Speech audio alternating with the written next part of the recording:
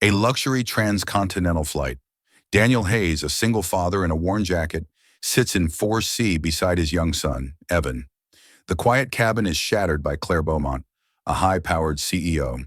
She glares at their boarding passes, her voice dripping with pure venom. Some people simply don't belong here. I pay for elite status, not this. Daniel flushes, gripping the armrest as he silences his trembling, confused son. Claire smirks, sipping expensive champagne. She has no idea that the nobody she just insulted is the only veteran fighter pilot who can save her life when the engines fail. Daniel Hayes is 40 years old, but if you look closely into his eyes, you can see the weary reflection of a century. To the casual observer, he is just another contract flight safety technician, the kind of man who blends into the background of hangars and tarmac, wearing faded flannel shirts and speaking only when a technical manual requires it. He is a ghost in the machinery of modern aviation, invisible yet essential. His life is a study in controlled simplicity, grounded by a modest apartment filled with books on stars and planes, and entirely devoted to the small boy sitting next to him. This business class experience wasn't a reckless display of vanity or a sudden windfall. It was the hard-earned result of 7 years of grueling contract work in remote, harsh outposts, places where the wind howls and the metal groans. It was the result of every single loyalty point saved over a decade of lonely travel and every overtime hour logged while Evan was asleep. It was a one-time hard-earned gift meant to show Evan that the world was larger than their small neighborhood, that the horizon was something to be conquered, not feared. It was supposed to be a core memory of magic, not a lesson in class warfare and the casual cruelty of the powerful.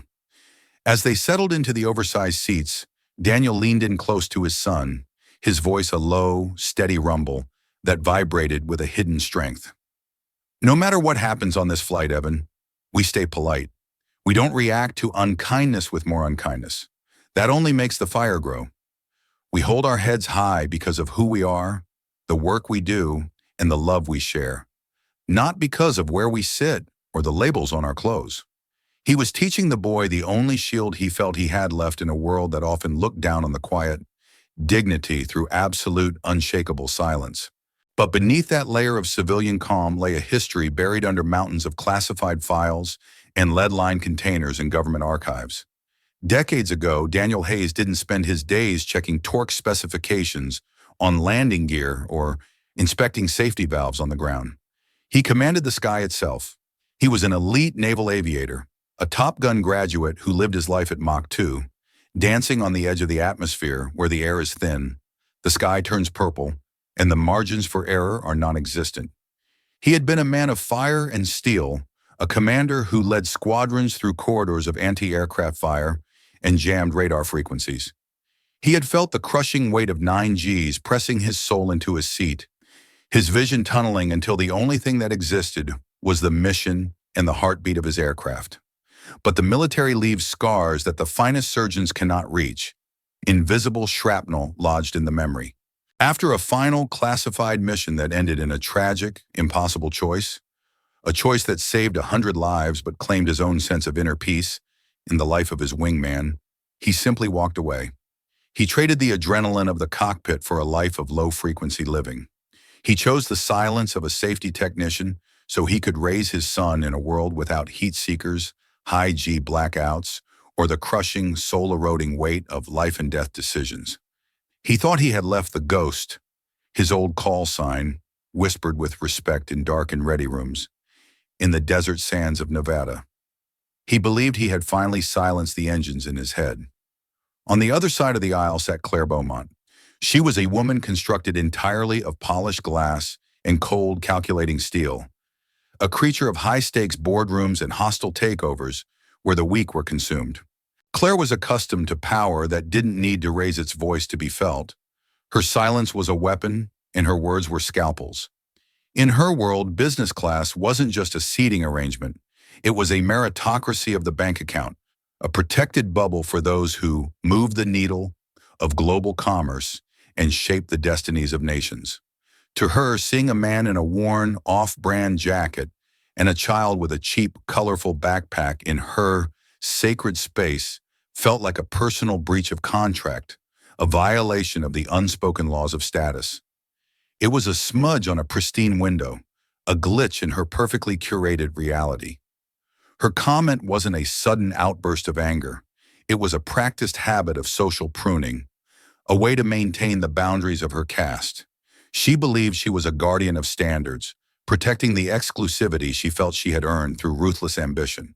She sat there draped in a $3,000 suit, sipping champagne that cost more than Daniel's monthly rent, completely unaware that the man she had just dismissed as not belonging was the very reason she could fly across oceans in safety.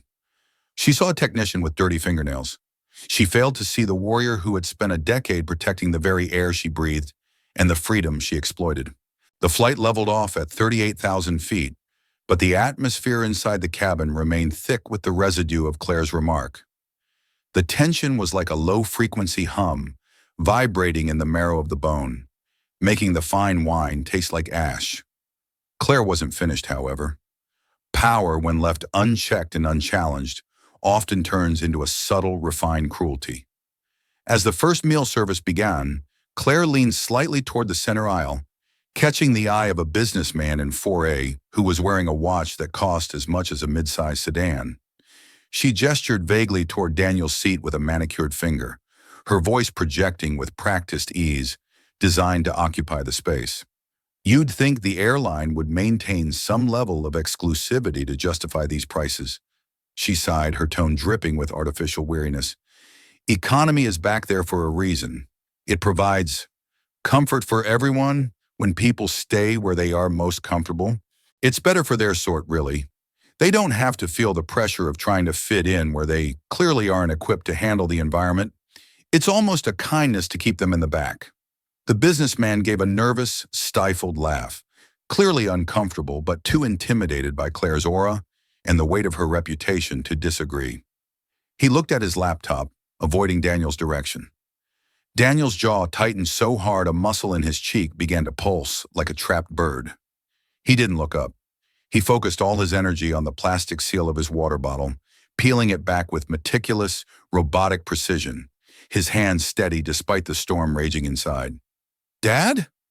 Evan's voice was a tiny, fragile thread, barely audible over the hum of the engines.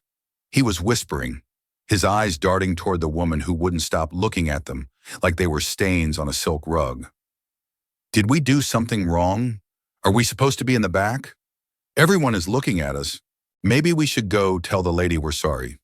Daniel reached over, his large calloused hand, the hand of a man who knew the tactile reality of machines, completely covering Evan's small, cold one. He squeezed gently, the pilot's grip, steady, grounding, and absolute. "No, son. You earn this seat with your grades, your kindness, and your heart. Sit straight. Keep your eyes on your book. You belong anywhere your feet take you. The only people who truly don't belong are those who think they have the right to dictate the worth of a human soul based on a seat number." The lead flight attendant, a veteran named Sarah who had seen everything from royalty to rock stars, tried to intervene by offering Claire a specialized off-menu wine list, hoping to draw her focus away and neutralize the toxicity. Claire took the menu with a dismissive, queenly wave, a silent victory etched into the sharp, predatory corners of her mouth. She had asserted her dominance, and the intruders had remained silent, proving her point in her own twisted logic of social Darwinism. Daniel turned his gaze to the window. The vast blue expanse of the Atlantic stretched out forever below them, a cold and indifferent mirror. He began to count his breaths, a rhythmic 4-count inhale and 4-count exhale, the box-breathing technique he had used in the centrifuge to keep from blacking out and during night landings on pitching carrier decks when the world was nothing but a tiny cluster of lights in a black void. But then, at the count of 3, he felt it. It wasn't a bump of weather.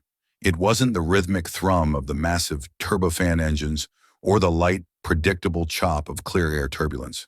It was a shudder, a lateral oscillation, a fishtail movement that started deep in the floorboards and traveled up through the legs of his seat into his spine. It was subtle, almost imperceptible to a civilian, but to Daniel it was like a scream in a quiet room. It was the aircraft telling him it was hurt. He watched the wing tip through the thick glass. It was vibrating at a frequency that didn't match the engine RPM or the airspeed. It was an aeroelastic flutter. No one else noticed. The businessman was back to his spreadsheets. The flight attendants were prepping the dessert carts with practiced smiles. And Claire was swirling her wine, looking smugly out at the clouds she thought she owned. But Daniel's hand moved instinctively to the side of his seat, his fingers searching for a control stick that hadn't been there for 15 years. His brain, trained by thousands of hours of flight data and emergency simulations, began to process the physics at lightning speed. The rudder wasn't centering. The yaw damper was fighting a ghost. A small warning light, a master caution, would be flickering amber far ahead in the cockpit right now, a heartbeat of mechanical anxiety. He could already hear the subtle metallic change in the engine's pitch as the FADEX system tried to compensate for the sudden asymmetrical drag. The air was about to turn very, very heavy, and the grace of flight was about to be replaced by the cold reality of gravity.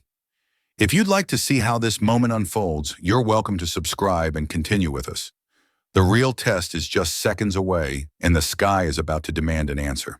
The transition from peace to panic happened in the space of a heartbeat, a violent rupture in the fabric of the afternoon. The pleasant, melodic ding of the passenger service system sounded, but it was immediately followed by a long, heavy silence that felt like a sudden drop in pressure. The plane didn't just shake, it lurched. It began to decelerate rapidly, the nose pitching up slightly as the autopilot struggled, then failed to maintain the trim. The smooth, expensive hum of the cabin was replaced by the sudden, terrifying roar of wind resistance as the aircraft's flight control surfaces fought against the pilot's commands. Then the captain's voice came over the intercom. It wasn't the usual, "We've reached our cruising altitude" tone. It was slow, deliberate, and carried a rhythmic tremor of suppressed adrenaline, the voice of a man staring at a problem he didn't fully understand. "Ladies and gentlemen, this is the captain. Please ensure your seatbelts are fastened as tightly as possible. Cabin crew, please take your jump seats immediately and secure all carts. We are experiencing a significant flight control anomaly. We are working the checklists, but we require everyone's absolute cooperation." The cabin went breathless. The clinking of silver vanished as if it had never existed. Clare Beaumont's face shifted from smugness to a sharp, angular frown, her irritation momentarily masking a growing, primal fear that began to leak into her eyes. "This is ridiculous," she muttered, her voice cracking as she gripped her leather armrests until her knuckles turned white, the rings on her fingers biting into her skin. "I have a meeting in London. People are waiting. They can't just stop midair. This is a failure of management." Then came the words that changed the gravity of the room and stripped everyone of their masks. Is there any rated fighter pilot on board? I repeat, this is an emergency request from the flight deck. If there is a rated fighter pilot, specifically with high-performance jet experience and manual flight control expertise, among the passengers, please ring your call button immediately.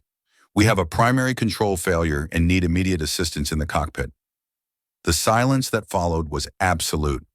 It was a vacuum of terror where money and status were sucked away, leaving only the raw instinct for survival.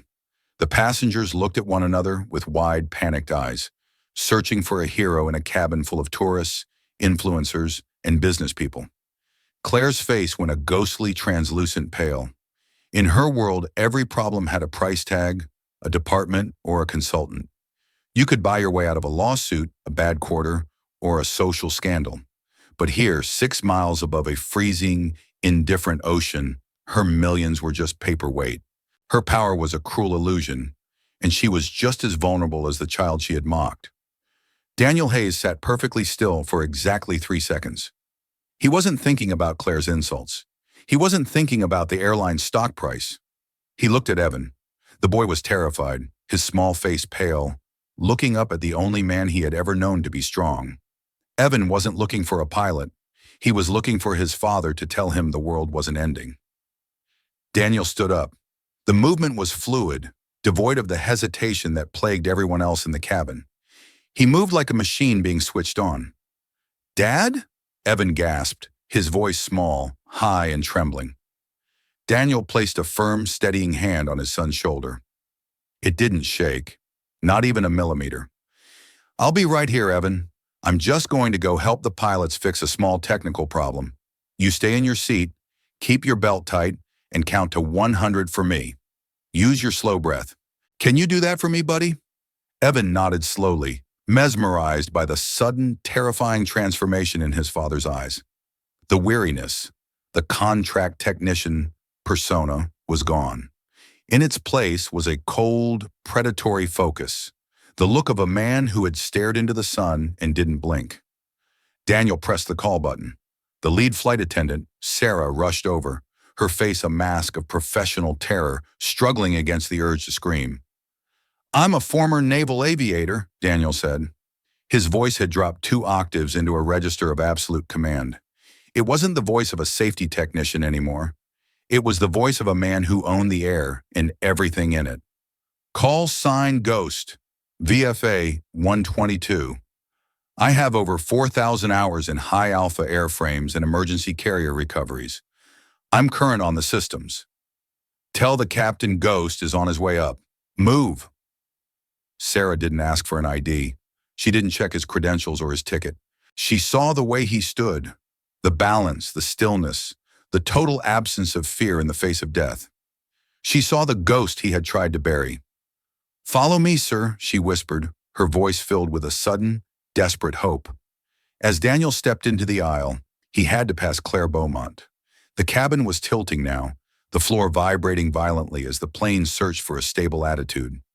Clare turned her head, her mouth hanging open, her eyes darting from his old, scuffed shoes to the iron-set jaw of the man she had called a nobody who didn't belong. She watched him walk past, her gaze lingering on the faded, scorched Top Gun patch hidden on the inside of his vintage flight jacket that had just peeked out as he adjusted his stance. The trash from Seat 4C was now the only person in the sky who held her life, her legacy, and her future in his hands. He didn't even look at her. To him, in this moment of crisis, she had ceased to exist. She was just cargo. The heavy, reinforced cockpit door snapped shut with a metallic finality that echoed through the front of the plane. Inside the cabin, the world felt like it was suspended by a single fraying thread over a dark abyss. Evan sat as still as a statue, his lips moving silently as he counted. 22, 23. The other passengers were whispering in frantic, hushed tones, some weeping quietly into their hands, others staring at the cockpit door as if it were a divine portal that would determine their fate. All eyes eventually drifted to Seat 4C, the empty space where the man they had all ignored or pitied had been sitting. The man who had been insulted was now their only hope. Clare Beaumont sat frozen in a state of catatonic shock. The words she had spoken earlier, "Some people don't belong up here," vibrated in her mind like a rhythmic curse. The irony was a physical weight, pressing down on her chest, making it hard to take a full breath. She realized that her entire identity was built on a hierarchy that had just been flipped upside down. In this moment of life and death, the elite were the helpless, and the commoner was the king. The man she thought was beneath her was currently the only thing standing between her and a cold grave in the Atlantic. Behind that closed door, Daniel didn't waste a single microsecond on pleasantries. He saw the sweat on the captain's brow and the frantic, disorganized movements of the first officer. He looked at the primary flight display. The hydraulic pressure was surging and dropping in a deadly dance, and the trim tabs were fluttering like the wings of a dying bird caught in a storm. It was a rare, catastrophic feedback loop in the fly-by-wire system, a digital seizure that only happened once in a million flight hours. "Move over," Daniel commanded the first officer, who didn't hesitate to vacate the seat, recognizing the aura of a superior pilot. Daniel's hands moved with a ghost-like, haunting precision. He didn't look for the switches. His fingers found them by instinct, flicking guards, resetting breakers, and pulling the manual override cables. He was communicating with the plane not through the digital screen, but through the vibrations in the yoke and the soles of his feet. "We're going to manual reversion," Daniel told the captain, his voice calm, as if they were discussing a weather report. "The computer is compromised. I'll take the primary controls. You handle the thrust asymmetry and the radio. We need to fly this by hand, the old-fashioned way." His hands gripped the yoke with a muscle memory that bypassed 15 years of retirement. He felt the plane fight him, the massive rudder trying to swing them into a graveyard spiral.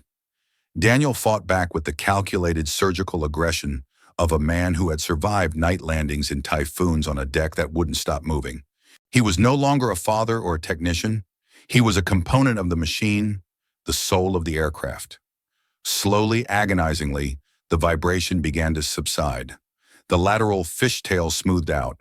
The nose dropped back to the horizon, cutting through the thin air with renewed purpose. The engines found their sweet spot again, the roar settling into a confident, powerful purr. The control anomaly had been wrestled into submission by a man who refused to let the sky win. The captain let out a long, ragged breath that sounded like a prayer. He looked at Daniel, his eyes filled with a level of professional respect that transcended words and rank. "You just saved 300 souls, Commander. I've never seen anyone handle a manual reversion like that. You fly like you were born in the cockpit." Daniel didn't smile. He didn't look for praise. He just checked the hydraulic gauges one last time, his eyes cold, professional, and distant.